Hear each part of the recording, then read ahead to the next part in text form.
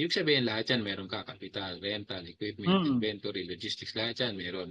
Eh, siyempre, kung unless ikaw yung magbantay, wala ka nitong salary and wages. Pero chances are, Pero, may ilalagay kang tao dyan, di ba? So, oo, magbabayad ka ng sweldo, magbabayad ka ng tax, lahat yan meron ka.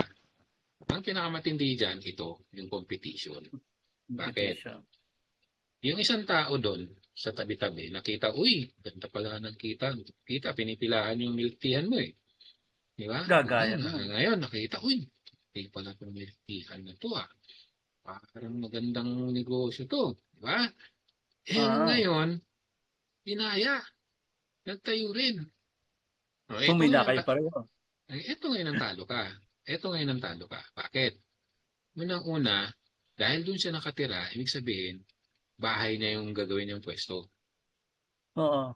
Wala kaagad siya ng rental. Rental. Talo ka na kaagad doon. Eh, dahil wala Mm. siyang nitong expense na to, dahil wala siya nitong expense na to, at chances are, dahil nandun siya sa bahay niya, malamang Siya sa na malamang siya magtatrabaho. rin ang babantay doon. So wala na Mm. kaagad tong dalawang to. So ano ngayon ang effect kung wala itong dalawang to? Pwede Sige siyang pre. magbaba ng sale compared Ayun. sa Pwede siya magbaba ng presyo. Yari ka na kagad mm. ngayon. Diba? Yari Mm. ka na kagad. Eh kung pareho lang yun. Kunyari, bumili sa'yo ng milk tea. Bumili. Tapos pinag-aralan kung ano yung laman ng milk tea mo. Di ba?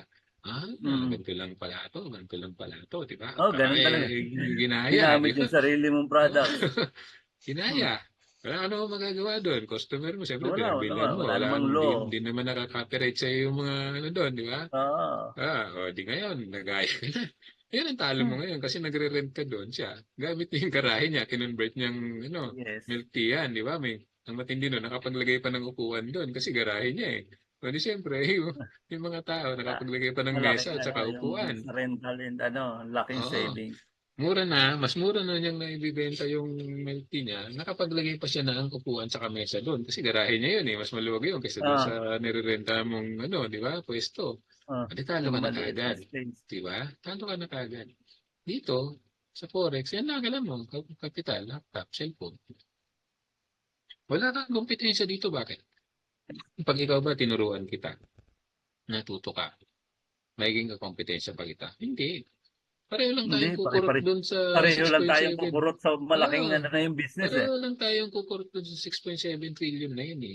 Wala tayong kompetensya. Di ba? Pwede kang Ah, kumita ng mas malaki sa akin. Kung siyempre, kung mas mm. malaki ang kapital na gamit mo, natural naman, mas malaki ang kikitain mo kaysa sa akin. Malaki ang kapital mo, di ba?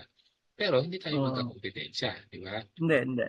Kasi same Ak- market, kahit na same market yung nilalaro natin, so sobrang laki ng market, 6.7 trillion, mm. sobrang laki.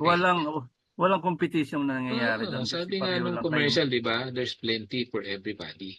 Di ba? mm. Yun pa, inabot mo yung commercial na yun, yung uh, free, grabing alcohol, di ba? There's plenty for Mm. everybody yan. So, yun yung advantage ng si Forex ang ginagawa.